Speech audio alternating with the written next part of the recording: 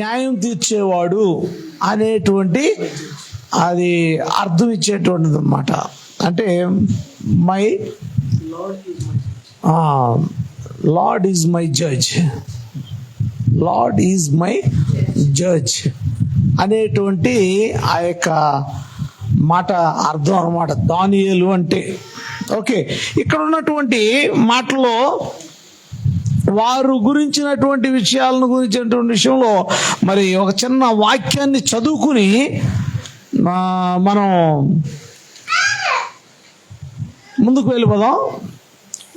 దానియేలు గ్రంథం 1వ అధ్యాయం. అక్కడ మరి యెహెజ్కేలు గ్రంథంలో కూడా యెహోయాకీము ఏలుబడిలోనే ఉందండి. అక్కడ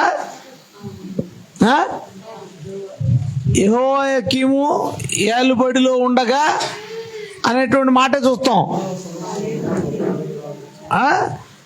యూదారాజుకు యెహోయాకీము ఏలుబడిలో ఉండగా 3వ సంవత్సరమా బబులోను రాజు నెబుకద్నెజరు యెరూషలేము మీదకి వచ్చి, అది దానియేలు గ్రంథంలో చదువుతాం కాదు, అక్కడ యెహోయాకీము చెరపట్టబడిన 5వ సంవత్సరం. ఇక్కడే సంవత్సరం యెహోయాకీము ఏలుబడిలో 3వ సంవత్సరమున బబులోను రాజు నెబుకద్నెజరు యెరూషలేముకు వచ్చి ముట్టడి వేసినటువంటి స్థానం. ఇది 3వ నెలలో జరిగింది, అది 5వ నెలలో జరిగింది. ఏమండి అర్థమవుతుందా? దేవస్తోత్రం అర్థం కదా. యూదా రాజు పరిపాలన చేస్తున్నటువంటి సమయంలో ఇది యెహెజ్కేలు గ్రంథంలో కనపడలేదా? 1వ అధ్యాయంలోనే 3వ వచనం, 2వ వచనం 3వ వచనంలోనే ఉంటుంది. అక్కడ యెహెజ్కేలులో కూడా అక్కడ ఏమంటారంటే 5వ నెలలో అని రాయబడి ఉంటుంది. సారీ 5వ సంవత్సరం అని రాయబడి, సారీ 5వ నెల అన్న 5వ సంవత్సరం అని రాయబడి ఉంది. ఇదేమో 3వ సంవత్సరం అని రాయబడి ఉంది. అంటే 3వ సంవత్సరం ముందా 5వ సంవత్సరమా? 3వ సంవత్సరం ముందు. ఆ యొక్క స్థానంలో ఏంటంటే మనం ఆ యొక్క 3వ సంవత్సరంలో ఆ యొక్క ఏలుబడిలో ఉండగా వీరందరూ మరి వచ్చేసారు. ఆయన రాసినటువంటి స్థానంలోకి వచ్చేప్పటికేమో 5వ సంవత్సరంలో ఆయన ఏం చేశాడంటే ఆ యొక్క కేదారు నది ప్రాంతాన్న ఉండి అక్కడ మరి బాధపడుతూ ఉండగా దేవుని దర్శనం పొంది రాసినటువంటి మాటలు అవన్నీ కూడా. ఓకే, ఎనీవో మనం దానియేలు గ్రంథంలో మాట్లాడుకుంటున్నాం కాబట్టి ఒక వచనం చదువుకుని ప్రార్థన చేసుకుని ముందుకు వెళ్ళిపోదాం. 3వ వచనం 4వ వచనం చదవండి. రాజు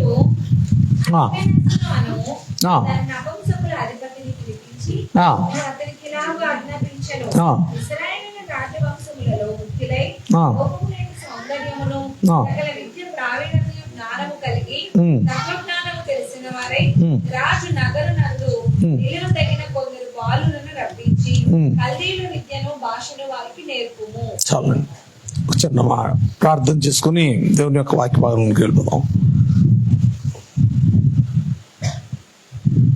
సర్వకృపాని దేవును సర్వోన్నతుడు మా తండ్రి, ప్రేమగల రాజా నీకు వందనాలు. మహిమగలిగినటువంటి నీ యొక్క నామమును తండ్రి ఎత్తి ప్రార్థిస్తూ మా యొక్క బలహీనతలు యావత్తును సరిచేయగలిగినటువంటి బలమైన నీ వాక్కు చెంతకు వస్తూ ఉండగా మమ్మల్ని సరిచేసి మమ్మల్ని నైనా బలపరిచి నీ యొక్క వాక్కు చేత తృప్తిపరిచి నీ యొక్క నామములో ఉన్నటువంటి గొప్పతనాన్ని గ్రహించడం కృప దయచేయమని, అలాగనే ప్రభు నిద్రపోతా సిద్ధబద్ధకాలను దూరపరచండి, శత్రువు ప్రతిక్రియలను లయపరచండి, గోల్పుడు బలహీనుడిని నన్ను ఊరుపరిచి నీ వీళ్ళతో మాట్లాడమని, ఈ నామానికి మహిమ తెచ్చుకోమని యేసు నామమున అడుగుచున్నాం తండ్రి, ఆమేన్. హల్లెలూయా. నిన్న రోజునాడు మరి ఆ యొక్క 70 సంవత్సరములు అనేటువంటి మాట గురించినటువంటి విషయంలో నేను మీతోటి వివరించాను. అది 70 సంవత్సరాలు అనేటువంటిది ఈ యొక్క దానియేలు గ్రంథంలో మరి రాయబడినటువంటి 70 సంవత్సరములు పూర్తయినది కనుక అని ప్రార్థన మొదలుపెట్టాడు 9వ అధ్యాయం. నా మెయిన్ పాయింట్ మీకు 9వ అధ్యాయంలో ఉన్నటువంటి ప్రార్థన విషయాలను గురించినటువంటి స్థానాలను మీతో మాట్లాడాలని, కానీ అవి తెలియపరచబడే ముందు ఉన్నటువంటి 8 అధ్యాయాల్లో ఉన్నటువంటి మాటలను కూడా మరి ఒకంత మీతో మాట్లాడి ముందుకు సాగాలని నా యొక్క ఆశ. దానిలో మొదటి అధ్యాయంలో చూస్తే గనక మరి చదవబడినటువంటి లేఖన భాగంలో వీరు ఏమై ఉన్నారు అని అంటే గనక ఎవరో అక్కడ దానియేలు గ్రంథంలో చూసేటువంటి ఒక నలుగురిని వారు ఏం చేశారంటే ఇశ్రాయేలీయుల రాజవంశములలో ముఖ్యులై సౌందర్యులుగాను, అంటే లోపమేమి లేనటువంటి వారుగాను, సకల విద్యా ప్రవీణులుగాను, జ్ఞానం కలిగినటువంటి వారుగాను, తత్వజ్ఞానము తెలిసిన వారుగాను ఉన్నటువంటి వారు ఎవరైతే ఉన్నారో వారిని తీసుకురమ్మన్నాడు. దేవుని స్తోత్రం, హల్లెలూయా. ప్రియమైన వారు జాగ్రత్త గమనించండి. ఇక్కడ మొట్టమొదటి వీరందరూ ఎక్కడి నుంచి వచ్చేసినటువంటి వారో మనకు తెలుసు. ఎక్కడి నుంచి? యెరూషలేములో నుండి బబులోనికి చెరకొచ్చేసినటువంటి వారు. ఈ చెరకొచ్చినటువంటి వారిలో మరలా ఏం చేయమన్నాడంటే రాజు, వారిలో రాజవంశీకులైనటువంటి వారు ఎవరైతే ఉన్నారో, అంటే రాజవంశీకులైనటువంటి వారు అంటే మరి అప్పటికి సొలొమోను రాజు గారికి 12 మంది మరి కొడుకులు, వారందరికీ కూడా ముక్కలు చేసి 12 ముక్కలు చేసేసి రాజ్యాన్ని మొత్తం 12 ముక్కలు చేసేసినటువంటి వాడై ఉన్నాడు. దానిలో మొత్తం అందరూ కూడా రాజవంశీకులు, అంటే ఒక్కొక్క రాజ్యాన్ని ఒక్కొక్కరు ఏలుతూ ఉన్నటువంటి యోయాకీము అనేటువంటి మాట మనకి కనబడుతూ ఉంటుంది ఎక్కువగా. అలాగే యోయాకీము, అలాగే ఇంకా అతని కొడుకులు ఉన్నటువంటి వారు అందరూ కూడా చాలా మంది ఉన్నారు.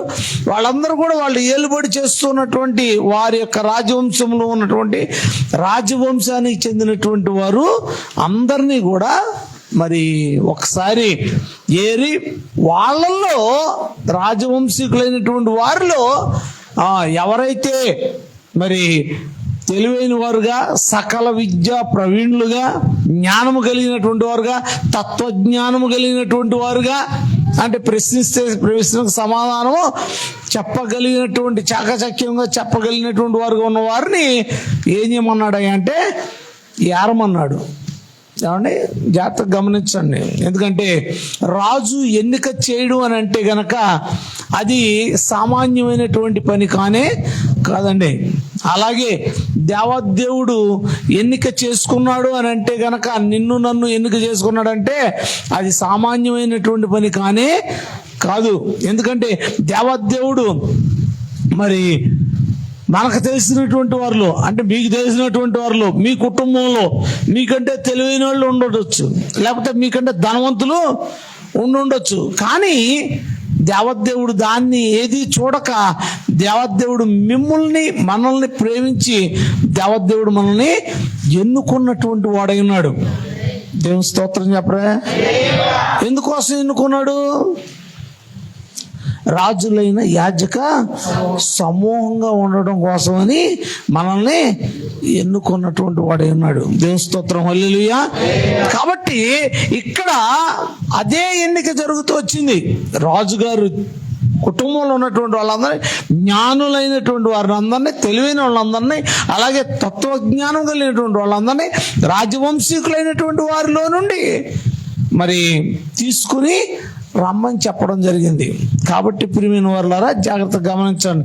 మనము కూడా దేవుని యొక్క సన్నిధిలో ఏమై ఉన్నామంటే మరి చక్కని ఎన్నిక చేయబడినటువంటి రాజ వంశీకులు అయి ఉన్నాం.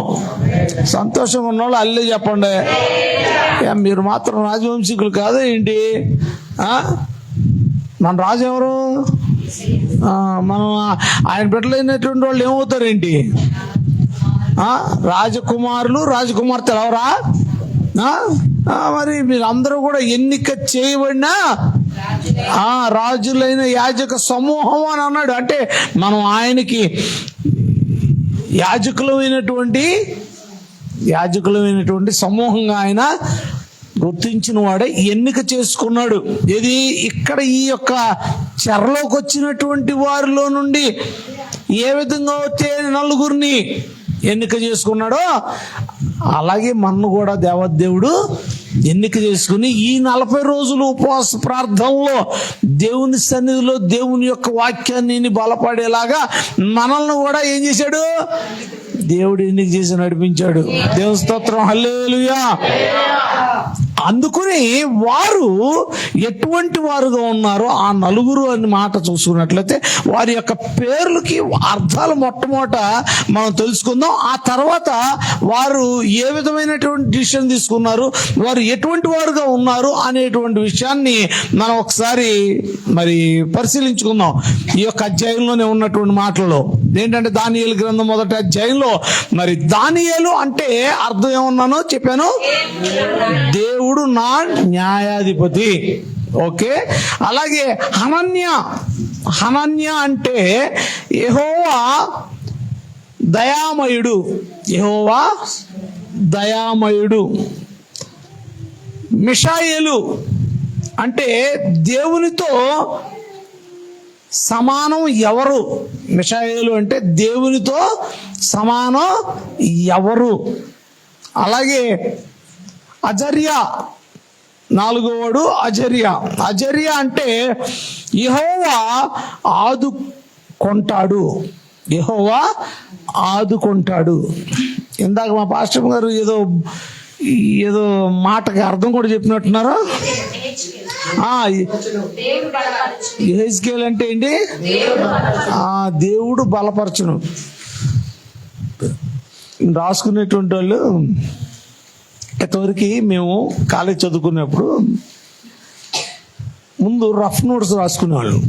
రఫ్ నోట్స్ రాసుకుంటే ఒక ఆయన చెప్పేసి వెళ్ళిపోయిన తర్వాత ఇంకొక ఆయన చెప్పేస్తే మళ్ళీ కంటిన్యూషన్ కాకుండా ఒక ఆయనేమో వెంట నుంచి రాయడం, ఇంకొక ఆయనేమో వెనక నుంచి రాయడం కదా. అలా వాష్రూమ్ గారిది ముందు నుంచి నా వెనక నుంచి రాసుకుంటారండి. దేవుని స్తోత్రం, హల్లెలూయా. ఎందుకంటే నాకు మా అల్లుడు గారు ఇలా తిరగేసి కింద నుంచి ఇలా చూస్తున్నారు. యెహెజ్కేలు అంటే దాని మీనింగ్ గురించి. ఓకే, రైట్, మంచిది. ఎందుకంటే ఈ నలుగురు కూడా మరి ఒక చక్కని పేర్లు కలిగిన వారు. మరి దేవుడు మా న్యాయాధిపతి అని, అలాగే యెహోవా దయామయుడని, అలాగే దేవునితో సమానం ఎవరో అని, అలాగే యెహోవా ఆదుకుంటాడు అనేటువంటి నలుగురికి కూడా 4 పేర్లకి కూడా అది హిబ్రూ భాషలో పెట్టబడిన వాళ్ళ పేర్లు, యూదులు కాబట్టి. తర్వాత వారి పేర్లన్నీ కూడా మరి మార్చేశాడు. ఎవరైనా ఆ యొక్క అష్పేనజు కాదు అష్పేనజు అనేటువంటి నపుంసకుడు వాళ్ళ పేర్లు మార్చేశాడు. అష్పేనజు అనేటువంటి నపుంసకుడు ఏం చేశాడు? వాళ్ళ పేర్లని మార్చేశాడు. ఎందుకంటే మరి ఒక చిన్న విషయాన్ని మీకు చెప్తాను. వాళ్ళ పేర్లు మార్చడానికి గల కారణం ఏమిటి అని అంటే, మొట్టమొదటిగా వాళ్ళకి మనకంటే దానియేలు అనే పేరు తిరుగుతుంది. లేకపోతే చైనా వాళ్ళ పేరు అనుకోండి, చియాంగో చెక్కో అన్నాడు అనుకో, మనకేమైనా తెలుస్తుందా? ఆ నోరు కూడా తిరగదు. ఒక్కొక్కళ్ళ భాషలో ఒక్కొక్కటి పేరు ఇంత బారుండి చోకో మా చోచి చోకో అని ఉంటుంది. ఏది ఇంత బారు ఉంటుంది, అదేంటో మనకు తెలియదు, దాని అర్థం తెలియదు. ఆ పేరు చూస్తే మనకు నవ్వు వస్తుంది, మనకేమో నోరు తిరగదు. అందుకని ఆఖరికి మాకు ఒకడు ఉండేవాడు, చైనా వాడు, ఒక వ్యక్తి వచ్చాడు ప్లాంట్ ఎరక్షన్ అప్పుడు. అతని పేరు ఏదో ఇంత బారుండేది, కైంగో చవంకో చకో చిక్కో ఏదో ఉండేది, ఇంత బారు పేరు. అందుకని ఆ మొత్తం పేరంతా పిలవడం మానేసి యాంగో అనేవాడు. మాకు తిరిగేది కాదు అంత బారు పలకడం, అందుకని యాంగో అనేవాళ్ళం. అలాగా వీళ్ళకి కల్దీలైనటువంటి వారికి మరి బాగా మాంసప్రియులు, బాగా మత్తు పదార్థాలని సేవించడంలో భాగంలు, అందువలన వీళ్ళకి మందం ఎక్కువ, అందువలన నోరు తిరక్క దానియేలు అనేటువంటి మాట, అలాగే షడ్రక్ అనేటువంటి మాట, అలాగే మిషాయేలు అనేటువంటి మాట, అలాగే అజర్యా అనేటువంటి మాట నోరు తిరక్క ఏం చేశారయ్యా వీళ్ళంటే వాళ్ళ నోరు తిరిగేటువంటి దేవతల పేర్లు పెట్టేసుకున్నారు. వాళ్ళకి ఏం పేరు పెట్టారంటే వాళ్ళ యొక్క దేవతల పేర్లు. ఎందుకంటే వాళ్ళ దేవతలను వాళ్ళు పూజిస్తూ ఉన్నారు. వాళ్ళు పూజించే వాళ్ళ దేవతల పేర్లు అయితే వీళ్ళకి ఈజీగా నోరు తిరుగుద్ది. కాబట్టి ఆ నలుగురికి కూడా ఏం చేశారు అంటే దానియేలుకేమో బెల్షస్సర్ అని. బెల్షస్సర్ అంటే ఏమిటి అంటే బబులోను దేవతల్లో బెల్ అనేటువంటి దేవత పేరు, దాన్ని బెల్షస్సర్ అని ఆయన పేరు పెట్టారు. బెల్ అంటే ఏంటంటే తన జీవితాన్ని కాపాడును అని అర్థం అంట. వాళ్ళ దేవత పేరు అన్నమాట అది. బెత్ అనేటువంటి ఆ యొక్క దేవత పేరు మరి దానియేలుకు పెట్టారు. అలాగే షడ్రక్ ఏమో రేక్ అంటే షడ్రక్ అనేటువంటి మాట అంటే షడ్రక్ అని పేరు పెట్టారు. ఎవరికి? హనన్యాకి షడ్రక్ అని పేరు పెట్టారు. ఆ షడ్రక్ అంటే అర్థం ఏమిటాయి అంటే వాళ్ళ భాషలో వచ్చేప్పటికి సూర్యదేవత చంద్రదేవత పేరు రెండు కలిపి ఆ రేకు ఆకు అనేటువంటి రెండు పేర్లు కలిపి షడ్రక్ అని పెట్టారు అన్నమాట. అర్థమైందా? అది వాళ్ళ దేవత పేర్ల గురించిన వాటిలో నేను మీకు అర్థం చెప్పి మాట చెప్తున్నాను వాక్యంలోకి. ఎందుకంటే వారు ఇంతవరకు కూడా మనం చాలా వాక్యాలు వింటూ వచ్చాం, కానీ వాటి యొక్క అర్థాలు భావాలు ఏమిటనే మనకు తెలియదు. కాబట్టి తెలియపరుస్తున్నాను మీకు. ఎందుకంటే అవన్నీ కూడా మరి ఇంకొక మాటలో కూడా మేషక్ అంటే ఇదేంటి ఐఆమ్ ఆఫ్ లిటిల్ అకౌంట్ అని, నేను తక్కువ ఖాతా కలిగి ఉన్నానని ఒక అర్థం అంట. అంటే నేను చిన్నదాన్ని నేను తక్కువ దానిని అనేటువంటి అర్థం ఇచ్చేటువంటి ఆ యొక్క పేరు షడ్రక్ మెషక్ అంటే. ఆ విధమైనటువంటి పేర్లని ఏం చేశారు అంటే మరి బెల్షస్సర్ అని, షడ్రకు, మేషకు, అబేద్నెగోలని వారికి పేర్లు పెట్టడం జరిగింది. ఆ యొక్క అబేద్నెగో అనేటువంటి దేవత పేరుది. దాన్ని వాళ్ళు ఏం చేశారంటే అబేద్నెగో అనేటువంటి మాటల్ని పెట్టడం జరిగింది. ఇవన్నీ కూడా వాళ్ళు పూజించేటువంటి దేవతల పేర్లని వీళ్ళకి పెట్టడం జరిగింది. కాబట్టి ప్రియమైన వారు జాగ్రత్తగా గమనించండి. ఎందుకంటే మనం పేర్లు పెట్టుకునేటువంటి స్థానాల్లో కూడా మరి చాలా మరి వివేకులమై చక్కని పేర్లని పెట్టుకునే వారంగా మన పిల్లలకే కానీ ఎవరికైనా కానీ ఒక చక్కని పేర్లు పెట్టుకునే వాళ్ళగా, ఒక అర్థవంతమైనటువంటి పేర్లు కలిగినటువంటి వారంగా మనం ఉంటాం అనేటువంటిది చాలా ప్రాముఖ్యం. దేవుని స్తోత్రం, హల్లెలూయా.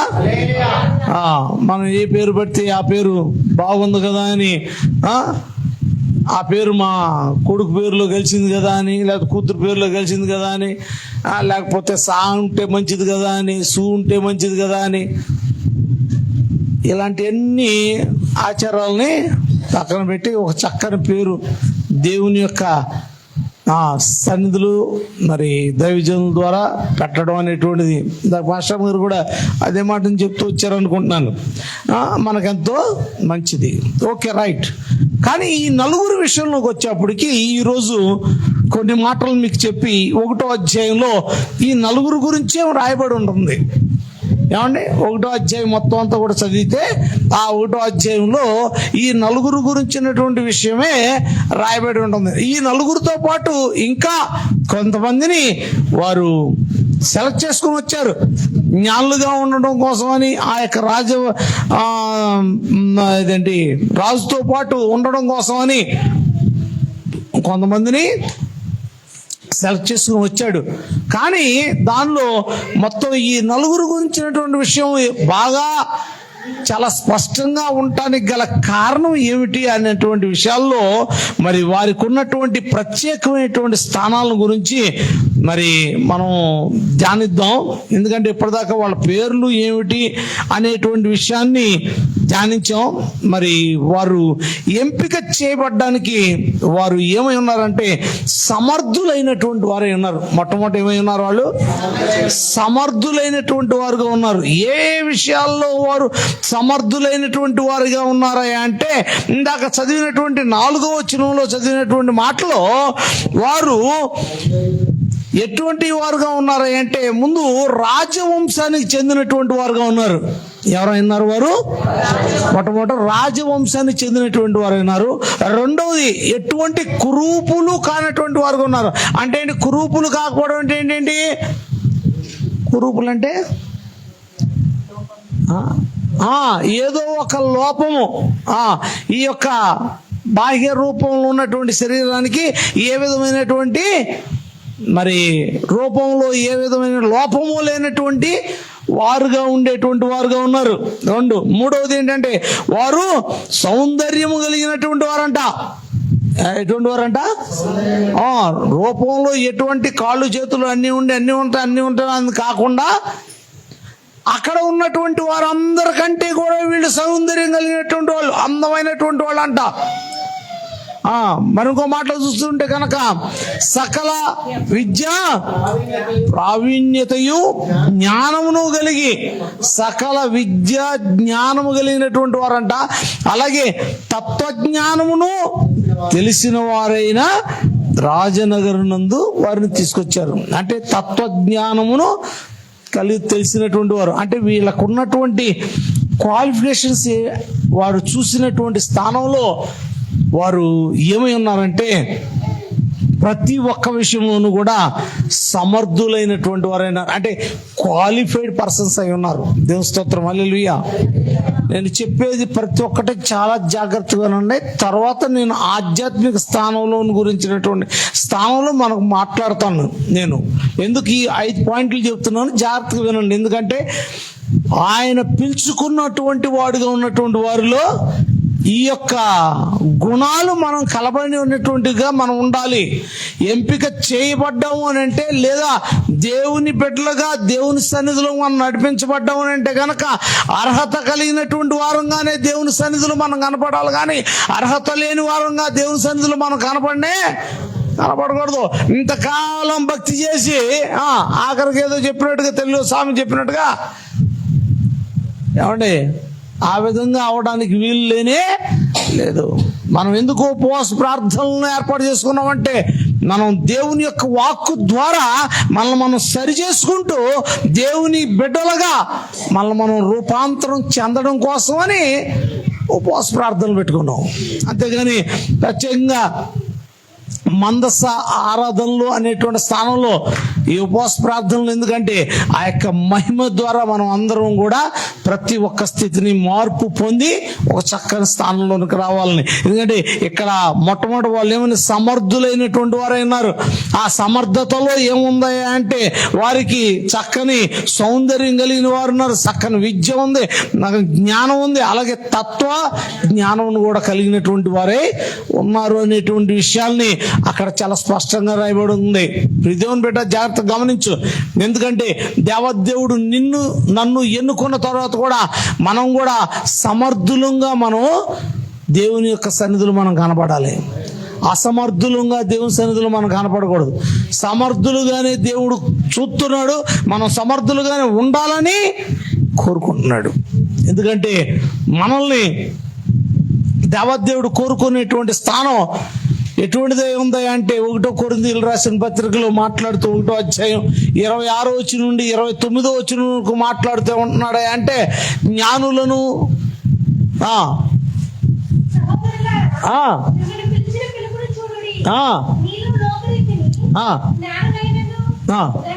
గనులైనను గొప్ప వంశం వారైనను పిలవబడలేదు. కానీ ఏ శరీరియు దేవుని ఎదుట అతిశయపడకోకుండా ఉండడం కోసమని ఆ జ్ఞానులను సిగ్గుపరచుటకు వెరివారిని దేవుడు ఏర్పరచుకొనెను.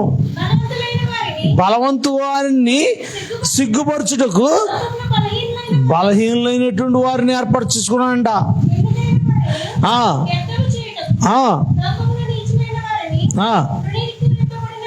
ఆ, ఎన్నిక లేని వారిని తృణీకరించబడిన వారిని, ఎన్నిక లేనటువంటి వారిని దేవుడు ఏర్పరచుకున్నాడు. దేవుడు ఏర్పరచుకున్నటువంటి వాడే ఉన్నాడు. దేవుని స్తోత్రం, హల్లెలూయా. ప్రిమియర్ వారు జాగ్రత్త గమనించండి. ఇక్కడ ఉన్నటువంటి వాళ్ళందరూ బిఏలు కదా, ఏమండి, మంచి చదువులు కదా అందరూ.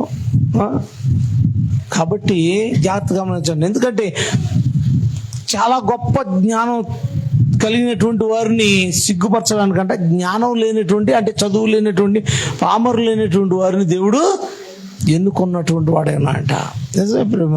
అందుకునే దేవుడు ఎన్నిక చేయబడినటువంటి వారిని దేవుడు ఏం చేస్తాడంటే ఒక ఉన్నతమైన స్థానంలో నిలబెడతాడు. ఎందుకంటే ఆయన నామం మహిమపరచడం కోసమని దేవదేవుడు నిన్ను నన్ను ఎన్నుకుని ఒక ఉన్నతమైనటువంటి వారిగా మనల్ని ఉంచాలని ఆయన ఇష్టపడుతున్నటువంటి వాడే ఉన్నాడు. దేవుని స్తోత్రం, హల్లెలూయా. కాబట్టి ఇక్కడ ఎన్నిక చేయబడినటువంటి వారిలో చాలా సామర్థ్యత అనేటువంటిది వారికి ఉంది. ప్రతి ఒక్క విషయంలోనూ కూడా సకల విద్యలను వారు ఎదిగినటువంటి వారుగా ఉన్నారు. అంటే సకల విద్యలు అంటే కనుక అన్ని రకాలైనటువంటి విద్యలు కూడా తెలిసినటువంటి వారుగా ఉన్నారు. మనం అలాగే దేవుని యొక్క మందిరానికి వస్తున్నాం అంటే కనుక ప్రతి పనిని చేయగలిగినటువంటి వారంగా మనం ఉండాలి. వడ్డించమ్మ కొంచెం అంటే అయ్యో వినకొడ్డించడం రాదండి, ఏం లేదండి, సాంబార్ వడ్డిస్తాను, ఒకసారి ఇలాగే బట్టల మీద పోసేసాను, అన్నం వడ్డిస్తాను, ప్లేట్ నుంచి బయటపడిపోయింది. ఇలాంటి అసమర్థతతో కూడిన మాటలు చెప్పొద్దు. మనం ప్రతి ఒక్క పనిలోనూ కూడా ఎలా ఉండాలంటే సమర్థులంగా ఉండాలి, చేయగలిగినటువంటి వారంగా ఉండాలి. ప్రతి ఒక్కటి కూడా ఇక్కడ సకల విద్యల యందు వాళ్ళు ప్రవీణులుగా ఉన్నారంట. అంటే మనం ప్రతి ఒక్క పనిని కూడా చేయగలిగినటువంటి వారంగా ఉండాలి. ప్రార్థన చేయమంటే చాలు, అయ్యో ప్రార్థన అండి, నాకు ప్రార్థన నువ్వు చేయి, నువ్వు చేయి, నువ్వు చేయి. ఒక్కొక్కరు ప్రార్థన చేయమంటే చాలు, నువ్వు చేయి, నువ్వు చేయి, నువ్వు చేయి. ప్రార్థన అనగానే వాక్యాన్ని ఎత్తి ప్రార్థన చేయండి అనగానే చక్కగా ఎత్తి ప్రార్థన చేయగలిగినటువంటి సామర్థ్యం ఉండాలి. ఆమేన్. ఇప్పుడు 8 సంవత్సరాలు వచ్చినా కానీ 40 రోజులు ఉపవాస ప్రార్థనలు సంవత్సరం 2 సార్లు జరుగుతున్నా కానీ మనకు ప్రార్థన రాదయ్యా.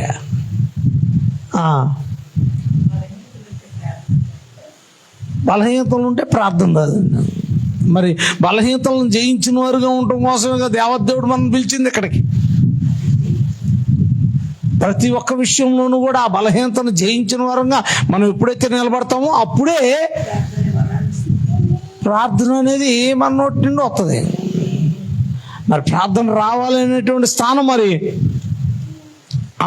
ఏదో ఎత్తుకుంటే ముందు లైన్లో ఉన్నటువంటి వాళ్ళిద్దరే తప్ప ఇంకెవరో ప్రార్థన చెబుతట్టగా మనం దేవుని సన్నిధిలో సామర్థ్యత అనేటువంటిది మనకి అవసరం.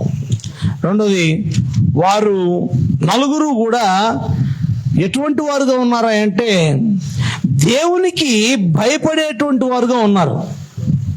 ఎవరు ఆ నలుగురు? దేవునికి భయపడేవారు. దేనికి భయపడటం అంటే వారు తమ యొక్క పవిత్రతను కాపాడుకుంటూ కొరకు ఆ నలుగురు కూడా ప్రతి ఒక్క విషయంలోనూ కూడా ఎంతో జాగ్రత్త కలిగినటువంటి వారుగా ఉన్నారు.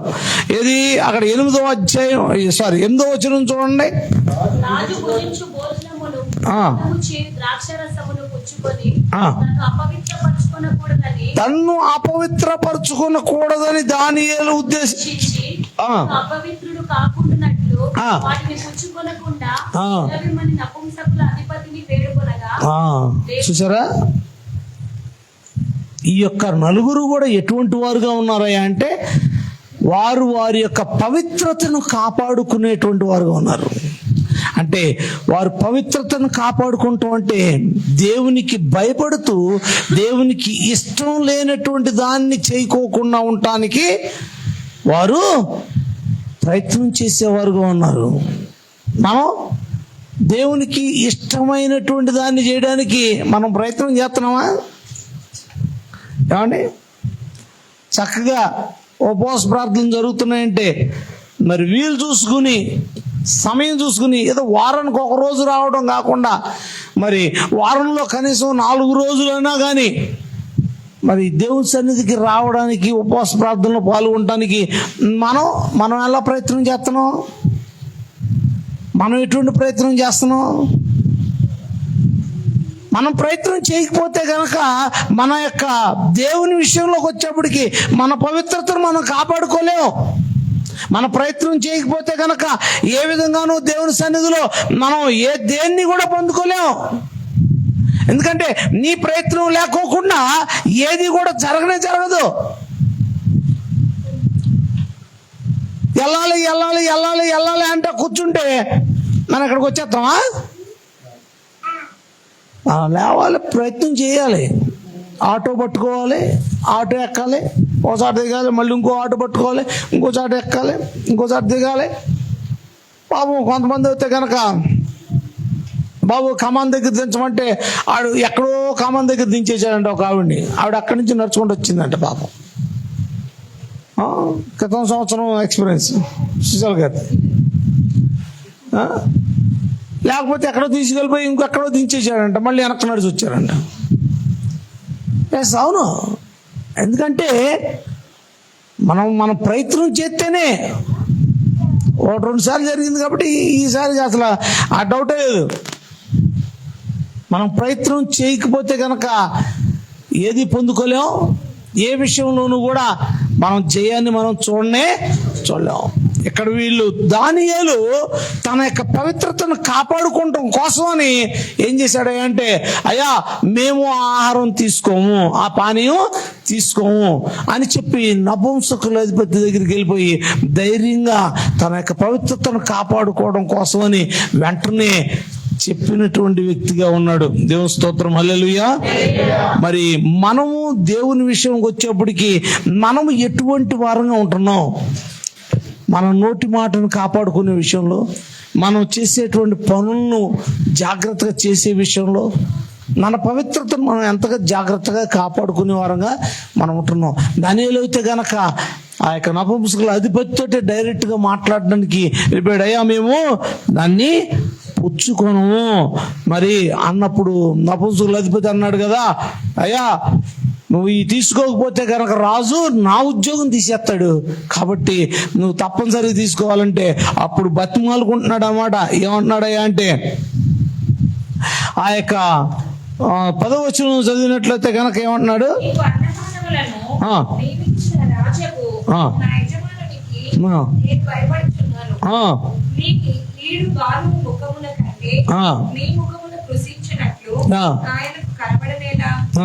అట్లయితే మీరు రాజు చేత నాకు ప్రాణాపాయము కలుగచేతురు. నపుంసకుల అధిపతి దానియేలు, హనన్యా, మిషాయేలు, అజర్యా అను వారి మీద నియమించిన నియమానికునితో దానియేలు ఇట్లనెను. 12వ వచనంలో మాట్లాడుతున్నాడు. మొదటి రోజు 12వ వచనంలో మాట్లాడుతున్నాడు. ఏమనంటే, భోజనమునకు శాఖాధాన్యములను పానమునకు నీళ్లును.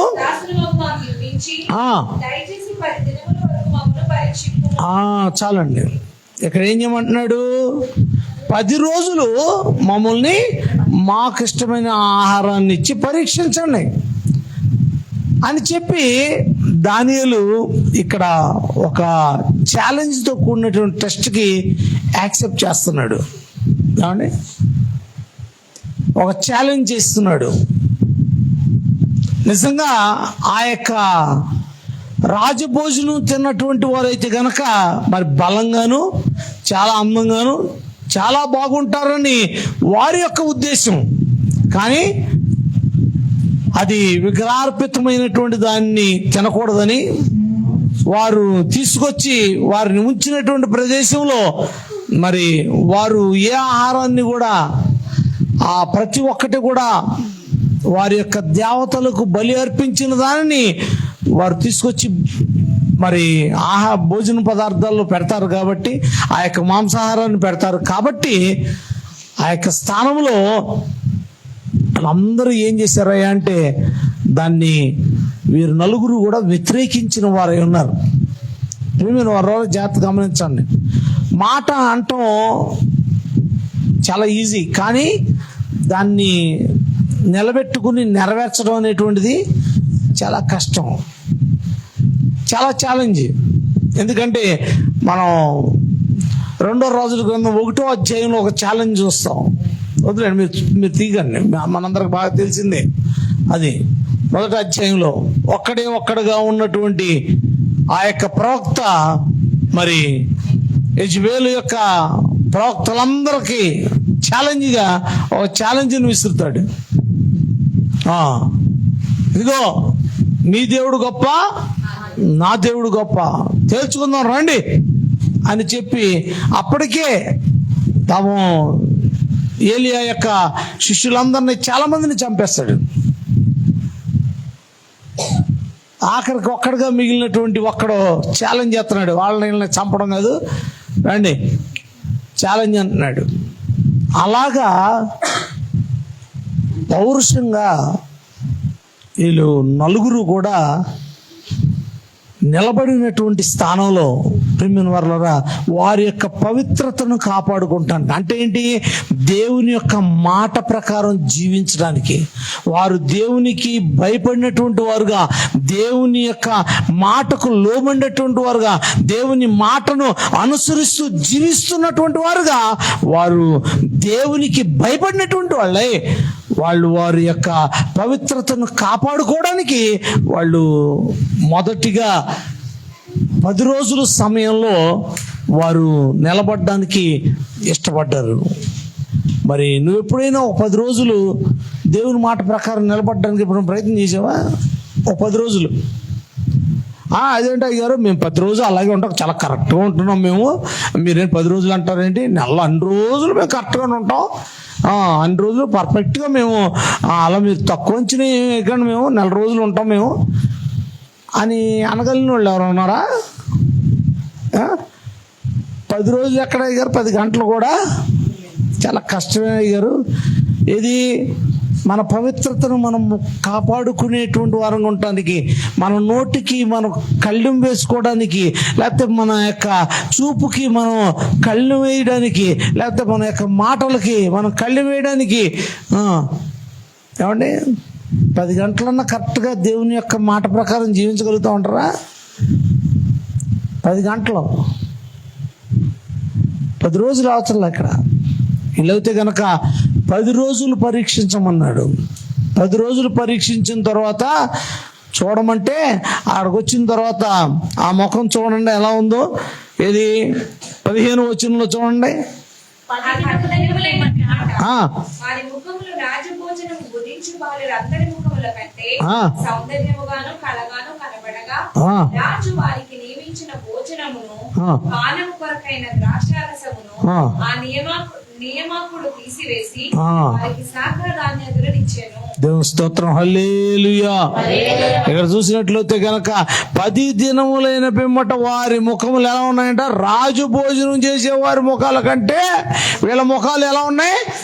సౌందర్యంగా ఉన్నాయంట. దేవుని బిడ్డ జాగ్రత్త గమనించు. మన యొక్క స్థానాల్లో, మనం ఆధ్యాత్మిక జీవితంలో మన ముఖం సౌందర్యంగా అందంగా కనపడడం అంటే ఏదో పేరుని లవ్లీలు పూసుకుంటేనో లేకపోతే పౌడర్లు పూస్తేనో అందంగా వచ్చేటువంటి అందం కాదు ఇది. ఈ అందం గురించినటువంటి స్థానం కాదు ఇది. వారు ఇక్కడ తిండి గురించి, తిండి తింటే కనుక సౌందర్యంగా ఉంటారని కనబడినటువంటి స్థానంలో మాట్లాడే స్థానం కాదు. ఒకసారి ఆధ్యాత్మిక స్థానంలో మనం చూసుకున్నట్లయితే కనుక దేవుని మాట విని, దేవుని మాటకు భయపడి, దేవుని మాటకు లోబడి, దేవుని మాటను తూచా తప్పకుండా పాటించుతూ నడిచేటువంటి వారుగా ఉండేటువంటి వారి ముఖాలు ఎలా ఉంటాయంట? సౌందర్యంగా ఉంటాయి. సౌందర్య సీయోనులో ఏమండి నీ ముఖము నేను దర్శింతును. నిజంగా ఆ యొక్క సౌందర్య సీయోన్లో ఆయన్ని చూడడానికి వెళ్ళినప్పుడు మన ముఖాలు కూడా వాడిపోయి మా కిరణ్ నిద్రపోతున్నట్లుగా ఉండి, ఏమండి ఇంకో నిద్రపోయేవాడు రాలేదు, అలాగా ఉంటే మరి దేవుడు మెచ్చుతాడా మనని? మన దేవదేవుడు ఇక్కడ సౌందర్యంగా మనల్ని మార్చడం కోసం అని ఒక చక్కగా అలంకరించబడినటువంటి ఒక సౌందర్యమైనటువంటి రూపం కలిగినటువంటి వ్యక్తిగా నువ్వు ఉండాలని నీకు నాకు ఏం చేస్తున్నానంటే అనేక రకాలైనటువంటి అనేకమైనటువంటి మాటల్ని మనకు ఎప్పుడు కూడా ఆయన తెలియపరుస్తూ ఉన్నాడు. వాక్యం ద్వారా అనేక మాటలను తెలియపరుస్తూ ఉన్నాడు. మరి మన యొక్క సౌందర్యాన్ని మనం కాపాడుకోవటానికి ఏం వాడాలి మనం? మరి ఏమండి, మన సౌందర్యం కాపాడుకోవాలంటే ఫెయిర్ అండ్ లవ్లీ వాడాలా? మీ కేసు సౌందర్యం కొరకు వాడండి. 4 రోజులు వాడగానే మొత్తం జుట్టు తుడపండి, ధారాళంగా పెరుగుతుంది.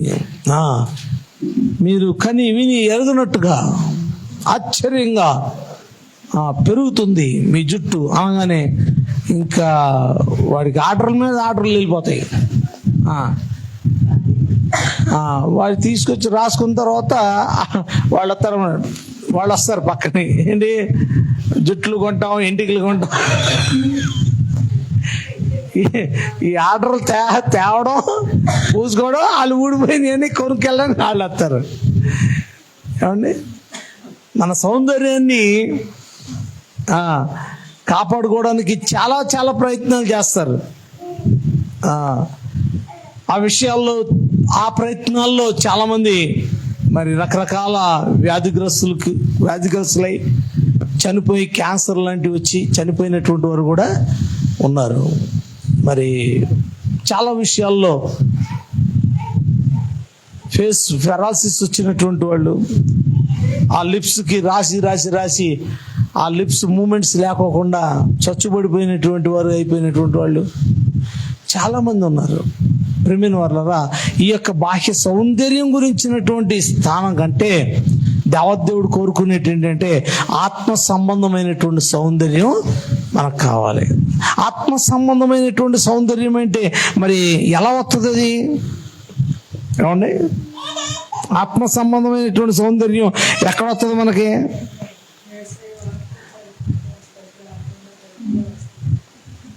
ఏమండి, ఒకసారి నిర్గమకాండం 34వ అధ్యాయం 40 వచ్చింది చూడండి. నిర్గమకాండం 34వ అధ్యాయం 40 వచ్చింది.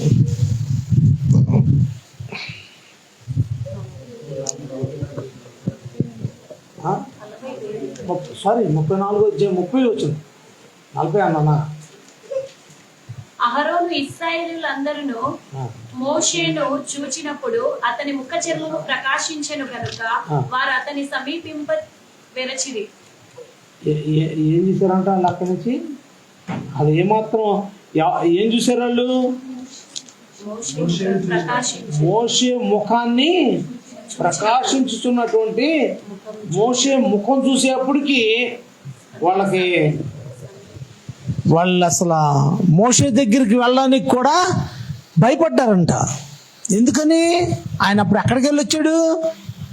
ఏమండి, దేవునితో సహవాసం చేసి వచ్చాడు. 40 రోజులు దేవునితో సహవాసం చేసి వచ్చాడు. దేవునితో సహవాసం చేసి వచ్చాడు కాబట్టి కిందకు వచ్చేటప్పటికి ఆయన ముఖం చూడడానికి కూడా ఎవరు ధైర్యం చేసి ముందుకు వెళ్ళలేక పోయారంట. ఎవరైనా మరి ధైర్యంగా సూర్యుని చూడడానికి ఎప్పుడైనా ప్రయత్నం చేస్తారా? ఎవరన్నా ఎప్పుడైనా ప్రయత్నం చేసి చూసారా సూర్యుని చూడడానికి? గట్టిగా 2 నిమిషాలు ఈ లైట్నే చూడలేం. ఆ తర్వాత చూస్తే మీరేం కనపట్లా నాకు. అలాగే ఇంకా ప్రకాశవంతమైనటువంటి సూర్యుని చూసారనుకోండి, మనకేమైనా కనపడతాయా? కాసేపు ఏం కనపడవు. ఎప్పుడైనా చూడండి మీరు కావాలంటే గట్టిగా ఒక్క డెబ్బైకుండా ఒక 2-3 నిమిషాలు సూర్యుని చూడండి. తర్వాత కింద ఏమున్నది ఏంటి చూడండి ఒకసారి. ఏమైనా కనపడతాయేమో? ఏం కనపడవు. ఎందుకంటే ఆ ప్రకాశమునకు చూడలేనటువంటి స్థానం. మరి మోషే దేవునితో 40 రోజులు గడిపినందుకు గాను అతని ముఖం ఎలా అయిపోయిందంట? ప్రకాశవంతంగా కనపడుతూ వచ్చిందంట. దేవుని బిడ్డ జాగ్రత్త గమనించు. మరి నువ్వు దేవుని సన్నిధిలో దేవునితో గడిపితే అంటే దేవుని మాట చొప్పున నువ్వు జీవిస్తూ ఉంటే, దేవుని మాట నీ యొక్క జీవితంలో ఒక భాగంగా మార్చబడితే, నీవు ఎక్కడున్నా కానీ నీ ముఖం ఎలా కనపడుతుందంటే ఒక తేజస్సుతో కనపడుతూ ఉంటుంది, ఒక అందంగా కనపడుతూ ఉంటుంది. ఎప్పుడు కూడా ఆ ముఖాన్ని మరా ఇంకా చూడాలా అన్నట్టుగా ఉన్నటువంటి స్థానంలో ఉంటుంది. ప్రసంగి అందుకుని అంటున్నాడు ఒక మాట, 8వ అధ్యాయం 1వ వచనం. జ్ఞానులతో సములైన వారెవరు? జరుగు వాటి భావమును ఎరిగిన వారెవరు? మనుషుల జ్ఞానము వారి ముఖమునకు తేజస్సునిచ్చును, దాని వలన వారి మోటుతనము మార్చబడదు. ముఖము ఏంటంటే, జ్ఞానము వలన ముఖము ఏమవుతుందంటే తేజస్సు వస్తుందంట. ఆ తేజస్సు రావడం వలన వారిలో ఉన్నటువంటి ఏం పోతుందంట, మోటుతనం పోతుంది.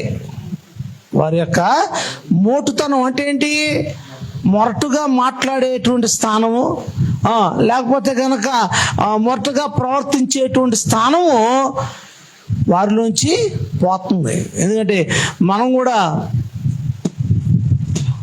ఒక్కొక్కళ్ళు చాలా భయంకరమైనటువంటి పదజాలాలను వాడగలిగినటువంటి వారు ఉంటారు. కానీ దేవుని యొక్క సేవకులుగా దేవుని యొక్క మందిరానికి వచ్చిన తర్వాత, ప్రార్థనలు చేస్తాం మొదలుపెట్టిన తర్వాత, కొంచెం ప్రార్థన బాగా నేర్చుకుని బాగా ప్రార్థనలు బలపడిన తర్వాత వారిలో ఉన్నటువంటి మాటలు అన్నీ కూడా చాలా మార్పు వస్తాయి. ఏమంటే మార్పు వస్తాయి రావా? మార్పు వస్తాయి, ఖచ్చితంగా మార్పు వస్తుంది. ఎందుకంటే వాళ్ళు మాట్లాడేటువంటి మాటల్లోనే ఎప్పుడైతే దైవిక సంబంధమైనటువంటి మాటలను మాట్లాడుతూ ప్రార్థనలో ఎప్పుడైతే ఎడతెగనటువంటి వారుగా ప్రార్థనలో ఎక్కువ సమయం గడుపుతున్నటువంటి వారుగా ఉంటారో, అప్పుడు వాళ్ళ మాటల్లో చాలా తేడా అవుతుంది.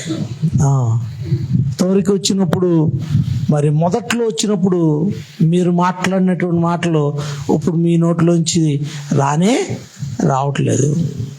చాలా మార్పు వచ్చింది, చాలా మార్పు కనపడుతుంది. ఎందుకంటే ఎప్పుడైతే దైవిక సంబంధమైనటువంటి స్థానాలు మనలో వస్తాయో, అప్పుడు ఆ యొక్క ముఖంలో ఒక తేజస్సు ఉంటుంది. దేవుని స్తోత్రం, హల్లెలూయా. అటువంటి ప్రకాశించేటువంటి మరి ముఖాలు, ఆత్మ సంబంధమైనటువంటి ఆ యొక్క స్థానాలు కలిగినటువంటి ముఖాలు, మరి ప్రకాశించేటువంటి సౌందర్యంతో ప్రకాశించేటువంటి ముఖాలు. అంటే ప్రకాశం అంటే వెలుగున్నప్పుడు ఏముండదండి, అక్కడ చీకటే ఉండదు. జాగ్రత్త గమనించండి. ఎందుకంటే మనం ఎప్పుడైతే మన ముఖాలు ప్రకాశించేలాగా ఉంటాయో, అంటే ప్రకాశించేలాగా అంటే ప్రత్యేకంగా ఏదో లైట్ పెట్టుకుని తిరగమని కాదు. ఎందుకంటే మన ప్రకాశం అనేటువంటిది దేనిలో ఉంటుందయా అంటే మన మాటల్లోనే ఉంటుంది, మన యొక్క చూపులోనే ఉంటుంది, మన యొక్క ప్రవర్తనలోనే ఆ యొక్క ప్రకాశం అనేటువంటిది, ఆ సౌందర్యం అనేటువంటిది కనబడేలాగా మనం ఉండాలి అనేటువంటిది చాలా స్పష్టంగా తెలియపరుస్తున్నాడు ఇక్కడ. అటువంటి వారంగా ఉన్నప్పుడు అక్కడ ఎటువంటి చీకటికి కానీ చీకటి క్రియలకు కానీ అక్కడ ఏమాత్రం తావు ఉండదు. దేవుని స్తోత్రం, హల్లెలూయా. ఇక్కడ వీరు సౌందర్యవంతులుగా అంటే ఏంటి, ఎటువంటి వారుగా, మరి ప్రతి ఒక్క విషయంలోనూ కూడా మరి చక్కని మరి జ్ఞానము కలిగినటువంటి వారుగా వీరు ఉన్నటువంటి స్థానాలను మనం చూస్తున్నాం. 10 రోజుల తర్వాత వారిలో ఏమాత్రమూ తగ్గనటువంటి ఒక చక్కని సౌందర్యం, వారి యొక్క మాటల్లో సౌందర్యం, వారి యొక్క క్రియల్లో సౌందర్యం, వారి యొక్క నడకలో పనుల్లో సౌందర్యం. కొంతమంది పని చేస్తారు కానీ ఇంకొకళ్ళు పని చేసుకోవాలి. వాళ్ళు చేసిన తర్వాత ఇంకొకళ్ళు పని చేసుకోవాలి. ఎందుకని వాళ్ళు సరిగ్గా చేయడం రాదు. పాత్రలు శుభ్రపరచమంటే కనుక సబ్బు పెట్టేవాళ్ళేమో ఒక సోపుతో ఆ పాత్రలన్నీ శుభ్రపరచవచ్చు అంటే, ఈ సోపు పెట్టేవాళ్ళకి 2 సోపులు కావాలి. శుభ్రపరచడం సరిగ్గా చేతకాక వాడతారు.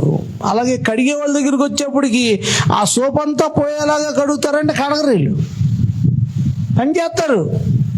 పని చేయడం ఎంత ప్రాముఖ్యమైనది కాదు, మనం ఎంత క్వాలిటీతోటి పని చేసాము అనేటువంటిది చాలా ప్రాముఖ్యమైనది. అదే దాన్నే ప్రతి ఒక్క దానిలోనూ సౌందర్యం, ప్రతి ఒక్క దానిలోనూ నాణ్యత, ప్రతి ఒక్క దానిలోనూ కూడా ఆ యొక్క విలువైనటువంటి స్థానం కనబడేటువంటి దానిని ఏమంటామంటే సౌందర్యము అని అంటాం. ఎవరైనా మాటలు మాట్లాడుతుంటే కనుక ఇంకో 4 మాటలు వినాలి అనిపించేటువంటి వారుగా ఉన్నటువంటి దాంట్లో మాటల్లో సౌందర్యం అది. మరి కొంతమంది ఉన్నారు ఇంకో మాట్లాడుతుంటే కనుక అబ్బా ఎప్పుడు ఆపేస్తుందిరా బాబు, చెవులు చిల్లు పడిపోతున్నారు నాయన, ఈయన అనవసరంగా కదిలించాను రా నాయనా నేను ఈరోజు అని చెప్పి బాధపడేటువంటి వారు సౌందర్యం కాదు అది కనపడేది. తలపోటు కనపడుతుంది అక్కడ. ప్రేమైన వారిలో జాగ్రత్త గమనించండి. ఎందుకంటే దేవుని బిడ్డలంగా ఉన్నటువంటి మనం, దేవుని సన్నిధిలో ఉన్నటువంటి మనం, మరి మనల్ని మనం పరీక్షించుకుంటూ మన యొక్క సౌందర్యాన్ని మనం ఏం చేయాలి, మనం పెంచుకోవాల్సిన వారమై ఉన్నాం. దేవుని స్తోత్రం. హల్లెలూయా, హల్లెలూయా. మనం బాహ్య సౌందర్యాన్ని మరి చక్కగా పెంచుకోవడం విషయంలో మరి చాలా చాలా ప్రయత్నాలు చేస్తూ ఉంటాం. చిన్న పిల్లల కాడి నుంచి కూడా అది వారికి అలవాటు అవుతూనే ఉంటుంది. మా బంగారు తల్లి కూడా అద్దం కనపడిచాలి, ఆ అద్దం దగ్గరికి వెళ్ళి దానికి దూకోవడం రాదు, ఏం చేయడం రాదు. అయినా కానీ అలా నాయి దువ్విని తీసుకుని ఇలా ఇలా తిరగేసి తుప్పేసుకుంటూ ఉంటుంది. దాన్ని దూకోవడం రాదు, అయినా కానీ దూతుంటుంది. మా చిట్టోడు అయితే అసలు చెప్పలేము.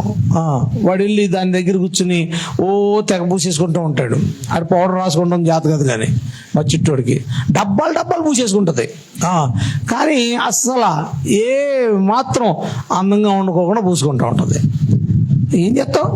ఎందుకంటే మన యొక్క సౌందర్యాన్ని కాపాడుకునే విషయంలో చిన్నప్పటి నుండి కూడా అందరూ అన్ని విషయాల్లోనూ కూడా మరి కలిగి ఉంటారు, కాదంటలేదు. కానీ ఆత్మ సంబంధమైనటువంటి సౌందర్యం అనేటువంటిది మనకు చాలా అవసరము.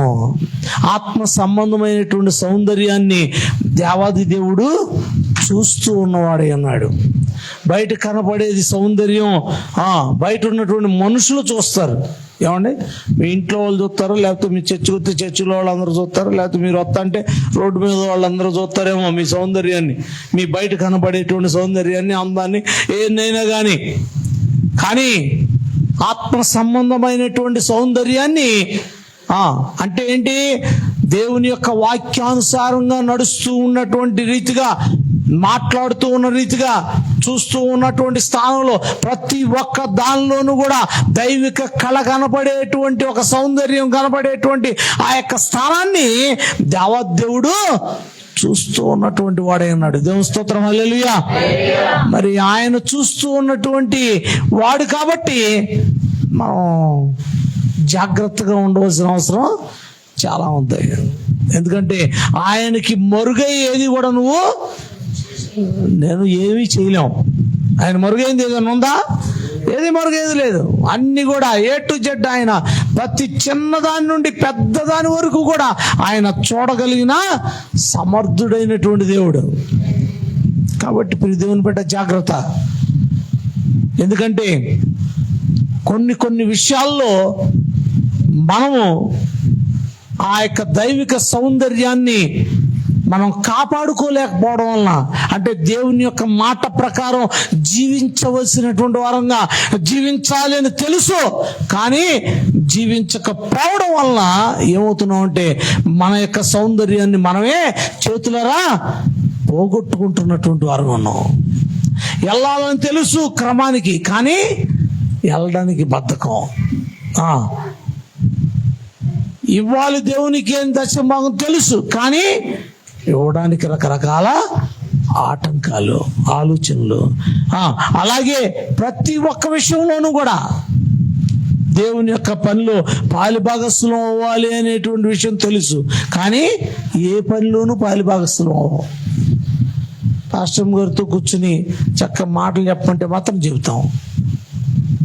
ఏమండి? ఎందుకంటే కొన్ని విషయాల్లోకి వచ్చేవాడు ఇప్పుడు దేవుని బిడ్డలారా, మనం దేవుడు ఏన్ని చేయమంటున్నాడో ప్రతి ఒక్క దాన్ని మనం చాలా చక్కగా ఎరిగినటువంటి వారంగా మనం ఏం చేయాలి అంటే, మనం మన సౌందర్యాన్ని కాపాడుకోవాల్సిన వారమై ఉన్నాం. దేవుని స్తోత్రం, హల్లెలూయా.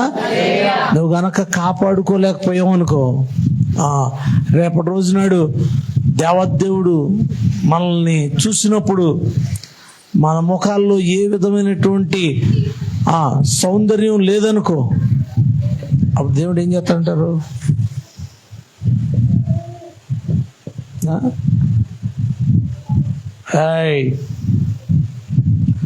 ఒక మాట నేను మీకు జ్ఞాపం చేస్తాను. మీ అందరికీ బాగా తెలిసినటువంటి వ్యక్తి ఎస్తేరు గారు.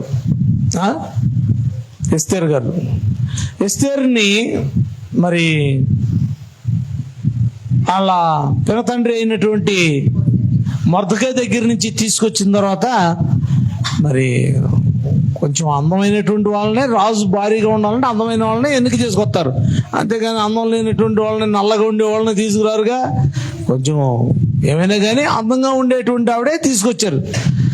ఎస్తేరు అందమైనటువంటిదే కాబట్టి తీసుకొచ్చినటువంటి ఆవిడికి మరి వచ్చినటువంటి వాళ్ళందరి దగ్గరికి హెగే ఏం చేశాడు అంటే, మొత్తం వెలగలిగినటువంటి ఆభరణాలని, వస్త్రాలని అన్నిటినీ తీసుకొచ్చి అక్కడ కుప్పలాగా పోసేసి, మీకు ఏది కావాలో, మీకు ఏది ఇష్టమో, మీరు దేన్ని ధరించుకుంటే మీరు అందంగా కనపడతారు అనుకుంటారో వాటినన్నిటిని మీరు అలంకరించుకోండి అని చెప్పి రాజు మిమ్మల్ని అందరినీ చూస్తానికి వస్తాడు. చూస్తానికి వచ్చినప్పుడు మీరు అందంగా కనపడితే కనుక మీరు రాణిగా మీరు ఎంపిక చేయబడతారని చెప్పినప్పుడు మరి వీళ్ళు ఆ కుప్ప మీద పడిపోయి అదని ఇదని మొత్తం అన్ని ఆభరణాలు అన్నింటినీ లాక్కుని ఎవరికి వాళ్ళు ధరించుకుని అందంగా తయారవడానికి ప్రయత్నం చేస్తూ వచ్చారు. ఏమంటే ఎస్తేరు గ్రంథం చదివారా మీరు అందరూ? ఎస్తేరులు, దేవుని స్తోత్రం, హల్లెలూయా. అందరూ తీసుకుంటా అంటే ఈ ఎస్తేరు మాత్రం ఏం చేస్తుంది? ఆవిడ అలాగ సొత్తా ఉంది. ఎవరు ఏం తీసుకుంటున్నారా, కళావతి ఏం తీసుకుంటుంది, సత్యవతి ఏం తీసుకుంటుంది, బాబావి గారు ఏం తీసుకుంటుంది, అన్ని చూస్తుంది. అంతే ఇలా నిలబడి చూస్తా ఉంది. ఎగ్గి వచ్చాడు. అయ్యా వచ్చి ఎగ్గి అంటున్నాడు కదా, ఎస్తేరు నువ్వేమి తీసుకోవేంటి, నువ్వు కూడా ఏదోటి తీసుకుని ధరించుకో అంటే ఎస్తేరు ఒకటే మాట ఉంది, అయ్యా రాజు ఏ విధంగా నేనుంటే ఇష్టపడతాడో, నేను ఏ విధంగా ఉంటే రాజు ఇష్టపడతాడో ఆ యొక్క వస్త్రాలని, ఆ ఆభరణాలని నువ్వే నాకు అలంకరింపజేయమంది. దేవుని స్తోత్రం, హల్లెలూయా. దేవుని బిడ్డ జాగ్రత్త గమనించు. నువ్వైనా కానీ నీ ఇష్టం వచ్చినటువంటి రీతిగా నువ్వు ఉంటానంటే సౌందర్యం రాదు. నీ ఇష్టం వచ్చిన రీతిగా నువ్వు ప్రవర్తిస్తానంటే సౌందర్యం ఉండదు. నీ ఇష్టం వచ్చినటువంటివి అన్నిటినీ కూడా నువ్వు ధరించుకుంటానంటే ఆ సౌందర్యం ఆ రాజు ముందు నీకు కనబడదు. హెగ్గే అన్నబడినటువంటి పరిశుద్ధాత్ముడు ఇచ్చినటువంటి ఆ ఆభరణాలను వేయైతే నువ్వు ధరించుకుంటావో అప్పుడే ఆ సౌందర్యం ఉంది.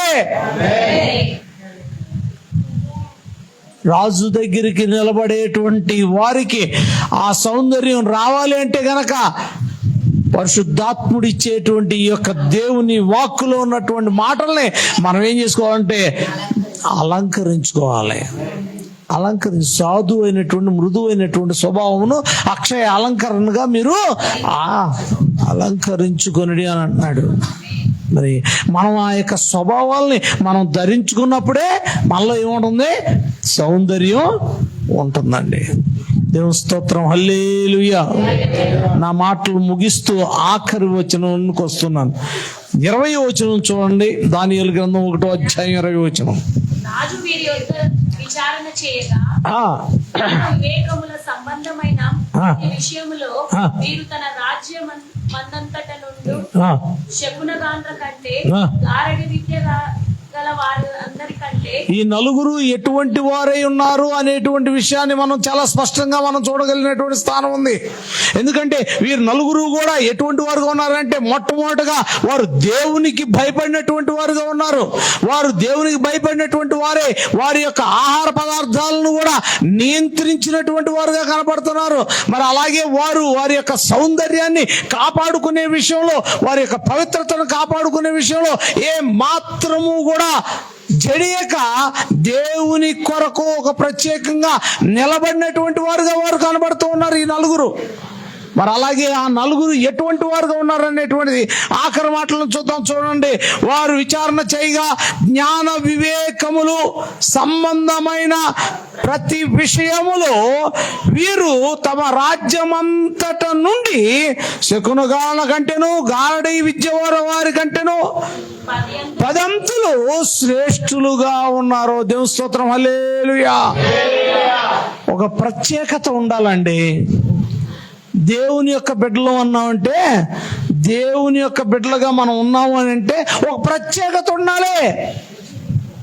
ఆమె చెప్పరే? అవునులే గారు, ప్రత్యేకత ఉంటుంది. మేమేమో బైబిల్ పెట్టుకెళ్తాం, వాళ్ళేమో కొబ్బరికాయ పెట్టుకెళ్తారు. మాకు ప్రత్యేకత ఉంది. అదేనా ప్రత్యేకత? ప్రత్యేకత అదా? లేదే. ఇక్కడ చూసినట్లయితే రాజ్యం అంతట్లోనూ శకునగాళ్ళు కానీ లేకపోతే గాడి విద్య చేసేవాళ్ళు కానీ ఎవరైనా ఉన్నారంటే వాళ్ళు చేయగలిగినటువంటి వాటన్నిటికంటే వీళ్ళు 10 వంతులు శ్రేష్ఠులు అంట వీళ్ళు. దేవుని బిడ్డలారా జాగ్రత్తగా గమనించండి. మన ఇంటి పక్కన ఉన్నటువంటి వాళ్ళు మనల్ని, మన సౌందర్యాన్ని చూస్తూ ఉన్నప్పుడు ఏంటిది, ఎక్కడి నుంచి వచ్చింది, ఏం జరుగుతుంది, వీళ్ళ జీవితంలో ఏం జరుగుతుంది, వీళ్ళ కుటుంబంలో ఏం జరుగుతుందని ఒక అద్భుతమైనటువంటి ఆలోచన వారికి రావాలి. ఒక ప్రత్యేకమైనటువంటి స్థానం నువ్వు కలిగినటువంటి వ్యక్తిగా ఉండాలి.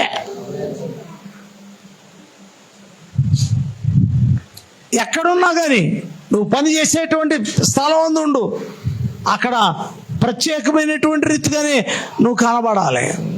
లేకపోతే కనుక నీవు భోజనాలు చేసేటువంటి భోజన పంక్తిలో కూర్చున్నా కానీ ఒక ప్రత్యేకమైనటువంటి వ్యక్తిగానే నువ్వు కనబడాలి. అంతరకు మళ్ళీ ఎగబడిపోయి తోసుకుంటా వెళ్ళేటువంటి వ్యక్తుల్లో మనం ఉండకూడదు. ఒక ప్రత్యేకత ఉండాలి మనకి. ప్రియమైన వారలారా జాగ్రత్త గమనించండి. వీళ్ళు ఆ రాజ్యం అంతట్లోనూ ఉన్నటువంటి జ్ఞానులంతట్లోనూ సామెతల గ్రంథం 9వ అధ్యాయం 10వ వచనం చదవడం మాట ముగించుకుందాం. యెహోవాయందు భయభక్తులు కలిగి ఉండుటయే జ్ఞానమునకు మూలము. దేవుని స్తోత్రం. తీసి చదివారా? యెహోవాయందు భయభక్తులు కలిగి ఉంటే జ్ఞానమునకు మూలం. అది కంఠత వాక్యం. కొలసీలు రాసిన పత్రిక 2వ అధ్యాయం 3వ వచనంలో అంటాడు, ఏమంటాడంటే బుద్ధి జ్ఞానములు కొద్దుగా ఉంటే కనుక నన్ను అడగండి, నేను ఇస్తానంటాడు. ఆయన ఎందుకు గుప్తములైనవని అంటాడు. ప్రేమిన వారిలో జాగ్రత్తగా ఉండండి. ఎందుకంటే దేవుని బిడ్డలమైనటువంటి మనము ఈ దానియేలు గ్రంథం 1వ అధ్యాయంలో ఉన్నటువంటి నలుగురు కూడా ఎటువంటి వారుగా ఉన్నారంటే ఒక ప్రత్యేకమైనటువంటి వారుగా ఉన్నారు. ఒక ప్రత్యేకమైనటువంటి ప్రవర్తన కలిగినటువంటి వారుగా ఉన్నారు. ఒక ప్రత్యేకమైనటువంటి ఆహార పదార్థాల నియమాలని కలిగినటువంటి వారుగా ఉన్నారు. ఒక ప్రత్యేకమైనటువంటి వారి యొక్క పవిత్రతను కాపాడుకోవడం కోసం ఒక ప్రత్యేకించబడినటువంటి వారుగా ఉన్నారు. అలాగే వారి యొక్క జ్ఞానాన్ని కలిగి ఉన్నటువంటి స్థానంలో ఆ యొక్క రాజ్యంలో ఉన్నటువంటి ఎవ్వరూ కూడా లెక్కించలేనటువంటి రీతిగా ఒక 10 అంతలు ఎక్కువ జ్ఞానాన్ని కలిగిన వారుగా ఉన్నారు. దేవుని బిడ్డ జాగ్రత్త గమనించు. నిన్ను నన్ను చూసినప్పుడు కూడా దేవుణ్ణి పెట్టాలమైనటువంటి మనల్ని చూసినప్పుడు కూడా ప్రతి ఒక్కరూ కూడా ఎవరైనా కానీ నీ ఇంటి పక్కన వాళ్ళని, నీ ఇంట్లో ఉన్నటువంటి మీ భర్తే కానీ తండ్రి కానీ ఎవరైనా కానీ మనలో ఒక ప్రత్యేకతను వారు చూడగలిగినటువంటి వారుగా ఉండాలి. ఆమేన్. పక్కన ఉన్నటువంటి హోషేయ గ్రంథంలోకి రండి ఒకసారి. 6వ అధ్యాయం, నా మాటలు ముగిస్తూ ఉన్నాను. 6వ అధ్యాయం 4వ వచనం, 3వ వచనం. యెహోవాను గూర్చిన జ్ఞానము సంపాదించుకొందము రండి. యెహోవాను గూర్చిన జ్ఞానము సంపాదించుకొనుటకు ఆయనను అనుసరించుదము రండి. మేము తప్పక వచ్చు రీతిని ఆయన ఉదయించును, వర్షము వలె ఆయన మన యొద్దకు వచ్చును. భూమిని తడుపునట్టి తొలకరి వర్షము, కడవరి వర్షం వలె ఆయన మన యొద్దకు వచ్చును. యెహోవాను గూర్చిన జ్ఞానమును సంపాదించుకొందుము రండి. ఏం సంపాదించుకోవాలండి? యెహోవాను గూర్చిన జ్ఞానం సంపాదించుకోవాలంట. దేవుని స్తోత్రం, హల్లెలూయా. నిజంగా ఆ యొక్క జ్ఞానం, దైవిక జ్ఞానం కలిగినటువంటి వారుగా ఉన్నాం కాబట్టి మరి ఏ విషయంలో అయినా కానీ చక్కగా ఎక్కడైనా కానీ మరి మన యొక్క మాట ఒక చక్కని 10 మందికి ప్రయోజనకరమైనటువంటి మాటగా ఉంటుంది. ఆ జ్ఞానం, దైవిక జ్ఞానం లేకపోతే, దాన్ని గనక మనం సంపాదించుకోకపోతే గనక మనం ఏ విషయంలోనూ జ్ఞానవంతులుగా మనం ఉండలేమండి. ఎక్కడ కూడా నీ తలకి ఎంత బాగా దట్టించి ఆయిల్ పట్టినా కానీ జ్ఞానం పెరగదు. ఏది పట్టించాలి అంటే ఇది పట్టించాలి. ఇక్కడ అదే అంటున్నాడు, యెహోవాను గూర్చిన జ్ఞానము సంపాదించుకుందాము రండి. యెహోవాను గూర్చిన జ్ఞానము సంపాదించుకున్నటకు ఆయనను అనుసరించడము రండి. ఏంటి? ఆయన్ని అనుసరించాలంట. మన జ్ఞానం సంపాదించుకోవాలంటే, మన సౌందర్యంతో ఉండాలంటే, అందరికంటే జ్ఞానవంతులుగా మనం కనబడాలంటే, ఇక్కడ అందరు రాజ్యంలో ఉన్నటువంటి వారు అందరికంటే వీళ్ళు ప్రతివంతులు, శ్రేష్ఠులైనటువంటి జ్ఞానం కలిగినటువంటి వారుగా ఉండడానికి గల కారణం ఏమిటంటే వారు యెహోవా యందు భయభక్తులు కలిగి ఉండి ఆ జ్ఞానాన్ని వాళ్ళు ఏం చేశారంటే అనుసరించిన వారై ఉన్నారు. దేవుని స్తోత్రం, హల్లెలూయా. మనం అనుసరించలేక, ఆ మాటల్ని అనుసరించలేక, దేవుని మాటలను అనుసరించి నడుచుకోలేక మనం ఏమవుతున్నాం అంటే జ్ఞానమును కోల్పోతున్నాం. జ్ఞానము లేనటువంటి వారం అయితే గనక ఎందుకో పనికిరాని వారంగా అలాగే ఎక్కడున్నామో అక్కడే ఉండిపోతున్నాం. కారణం ఏమిటంటే మనం ఈ యొక్క దైవిక సంబంధమైనటువంటి జ్ఞానానికి మనం స్థానం ఇవ్వట్లేదు కాబట్టి, అది అనుసరించి మనం నడుచుకోలేకపోతున్నాం కాబట్టి మనం ఎలా కనబడుతున్నాం అంటే ఆఖరికి ఎందుకు పనికిరాని వారిని అలాగే ఉండిపోవాల్సి వస్తుంది. కాబట్టి ప్రియ దేవుని బిడ్డ, జాగ్రత్త గమనించు. నిన్ను చూసి అనేకులు వీరు దేవుణ్ణి నమ్ముకున్నారు కాబట్టి వీరు ఈ రీతిగా ఉన్నారని చెప్పుకోగలిగినటువంటి ఒక చక్కని స్థానంలో, ఒక సౌందర్యం కలిగినటువంటి, ఒక మాటలు కలిగినటువంటి స్థానంలో, ఆయన యొక్క అడుగు జాడల్లో నడిచేటువంటి ఒక చక్కని ఆలోచన, మాటలు, తలంపులు కలిగినటువంటి వారముగా నువ్వు నేను ఎప్పుడైతే ఉంటామో అప్పుడు దేవదేవుడు మనల్ని ఏం చేస్తాడంటే ప్రతి ఒక్క విషయంలోనూ కూడా ఆయన ఆశీర్వదించేవాడుగా ఉన్నాడు. ఈ నలుగురు కూడా దేవునికి భయపడి వారు ప్రతి ఒక్క విషయంలోనూ కూడా ఎంతో వారి యొక్క పవిత్రతను కాపాడుకునే విషయంలో, వారి యొక్క నియమ నిబంధనల విషయంలో ఎన్నడూ కూడా ఎప్పుడు కూడా భయపడిన వారు కానే కాదు. నియమ నిబంధనలు పాటించే విషయంలో వారంత ఖచ్చితంగా ఉన్నారు కాబట్టి దేవదేవుడు ఏం చేశాడంటే ఆ రాజ్యంలో ఉన్నటువంటి వాళ్ళు, ఆ జ్ఞానులైనటువంటి వారు అని పిలవబడినటువంటి వారే కానీ, లేకపోతే శకునగాళ్ళే కానీ, లేకపోతే గాడి విద్య చేసేవాళ్ళు కానీ, అందరికంటే వీళ్ళని ఎలా ఉంచాడయ్యా అంటే శ్రేష్టమైనటువంటి వారిగా ఉంచాడు. నీవు నేను కూడా అలాగే ఆయన యొక్క మాట ప్రకారం జీవించిన వారం అయితే, ఆయన మాట ప్రకారం మనం నడుచుకున్నటువంటి వారం అయితే తప్పనిసరిగా దేవాదేవుడు ఏం చేస్తాడంటే మనల్ని ఒక ఉన్నతమైన శ్రేష్టమైన స్థానంలో ఉంచుతాడు. ఆమేన్. దేవుడి మాటలను దీవించి ఫలింప చేయను గాక. మరి అందరం కూడా మోకరించినట్లయితే ప్రార్థన చేసుకుందాం. మనం ఏ విషయంలో మనం తప్పిపోతున్నాం, ఏ విషయంలో